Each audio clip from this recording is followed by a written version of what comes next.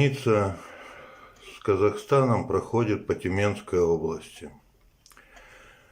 Есть одно литературное произведение нашего тюменского автора, он уже умер, к сожалению, в котором описываются события будущего, как прогноз, как версия о том, что войска ООН заходят на территорию Казахстана через Тюменскую область.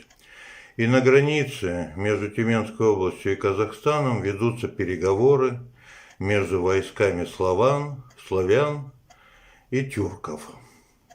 Обобщенно так, если говорить. И встреча и военных разных племен, скажем так, и народов, исповедующих разные религии, вот эта встреча, переговоры, все на границе Тюменской области. Поэтому понятно, что мы здесь в Тюмени очень внимательно смотрим, анализируем, думаем. Может быть, не так много говорим на эту тему, понимая, что каждое слово, это слово несет в себе или заряд единения, взаимопонимания, добрососедства или обратный заряд разделения и вражды. Поэтому говорим мы мало, но смотрим внимательно.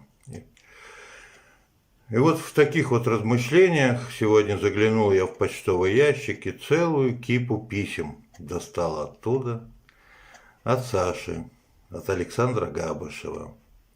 Я удивился, почему так много писем сразу. А теперь понял, когда прочитал. Я одно читаю для вас.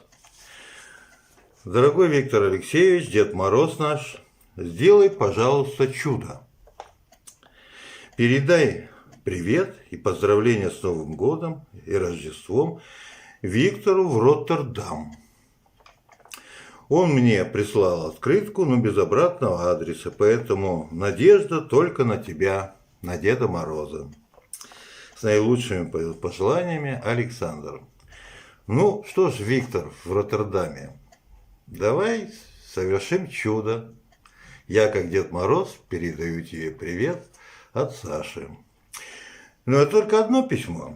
Следующее письмо. Дорогой Виктор Алексеевич, передайте, пожалуйста, приветы, новогодние поздравления и поздравления с Рождеством Юлии и всей ее семье в Финляндию. Юля, передаю. Также без обратного адреса было, поэтому вот Дед Мороз участвует. Следующее письмо. Виктор Алексеевич, перешли, пожалуйста, мое письмо с поздравлением в Германию к семье Славиных, Они прислали посылку Саше и тоже без обратного адреса, и поэтому Саша просит меня. Семья Славиных, передаю поздравления с праздниками от Саши из Новосибирска. Следующее письмо. Дед Мороз, Виктор Алексеевич, передай, пожалуйста, поздравления с благодарностью за помощь Марине и Татьяне, а также Полине из Бельгии. Одним словом, Дед Мороз играет роль человека, который доставляет адресатам поздравления от Саши, поскольку у него нет такой возможности. А меня вот слово чудо, скажем так, глубоко запало. Чудо. Вы понимаете, вот когда сейчас вот совершается событие, где народы хотят сказать свое слово, допустим, народы в Казахстане, да, выходят, начинаются глобальные игры, начинается опять, так сказать, какой-то некий дележ, влияние, территории и так далее. Ну дай Бог, чтобы хоть услышали главное, что говорит народ, что он говорит властям: вы не знаете нашей жизни, наших повседневных забот, вы не понимаете народ, вы живете в своих дворцах, там, кабинетах, где угодно, там, в Кремле или в каком-то другом, так сказать, в любой стране, и в нашей в частности, вы не понимаете, чем живет народ, вы не понимаете, как сказывается каждый налог, каждый штраф, каждое повышение цен на жизни простых людей, миллионов простых людей. Вы там черкаете у себя повысить так, а в итоге, так сказать, народ вынужден, чтобы выжить, так сказать, выходить и что-то говорить властям. Ну, потом начинается, вместе с народом выходит не только его лучшая часть, конечно же, выходят и те, кто выходит поживиться. Всегда на этом деле, там, где много людей, так сказать, кто карманник какой-нибудь, мелкий, то карманник крупный государственного масштаба. Но все хотят поживиться во время какого-то вот переломного момента. А чудо заключалось совсем в другом. Чудо заключалось в том, что шел Саша с мирными предложениями, которые позволяли услышать чаяние народа. Шел по дороге, главной российской, представитель тюркского, скажем, мира, древнего тюркского мира. Но к нему с любовью и добротой относились представители всех других, и славяне, и не славяне, и кто угодно. И как мы видим, не только в нашей стране, и в других странах.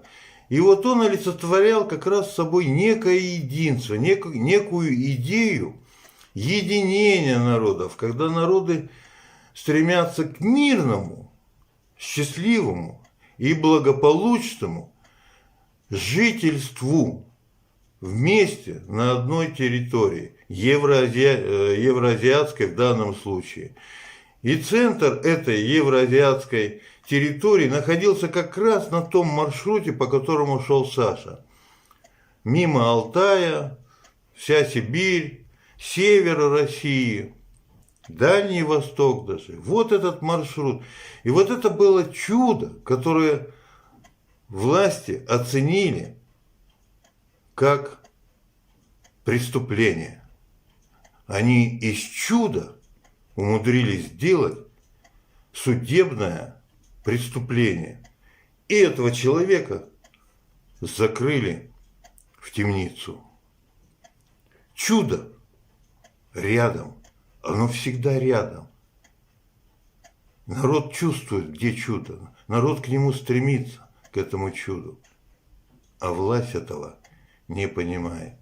Очень бы хотелось, чтобы и события в Казахстане, и наши события год назад в России, и события в Беларуси, и события на Украине, и в других странах, и события в Вашингтоне, и где угодно.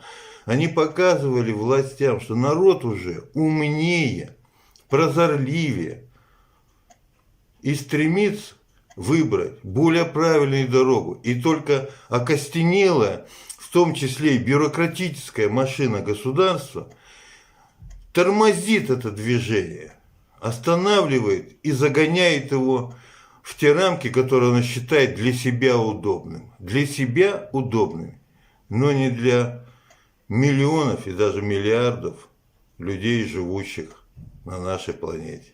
Дай Бог в этот рождественский день, 7 января 2022 года, чтобы чудо стало ближе.